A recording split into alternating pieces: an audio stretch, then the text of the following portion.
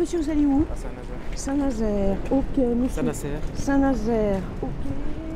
Tout le monde ne va pas au même endroit, donc on essaye de recenser toutes les destinations et puis on essaiera d'affréter en fonction. À défaut de train, des bus et des taxis. Objectif pour ces voyageurs, rejoindre coûte que coûte leur lieu de travail. Ce matin en gare de Nantes pour ce premier jour de grève de la SNCF, pour les usagers, c'est une galère. Le car est prévu pour 6h30.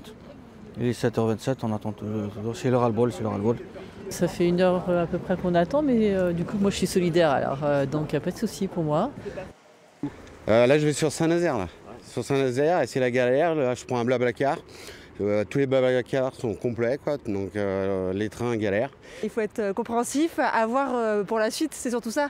On nous annonce 3 mois de grève, à voir comment ça va se passer en espérant qu'il y ait des vrais aménagements par les cheminots pour qu'on puisse aller au travail. Un TGV sur 8 circule sur les lignes ferroviaires, un TER sur 5 dans les Pays de la Loire. Grâce aux bus de substitution, la SNCF, au départ de Nantes ou du Mans, a assuré 30% des trajets intercités. Côté gréviste, on est plutôt satisfait de ce début de mouvement. Il y a des usagers qui sont mécontents.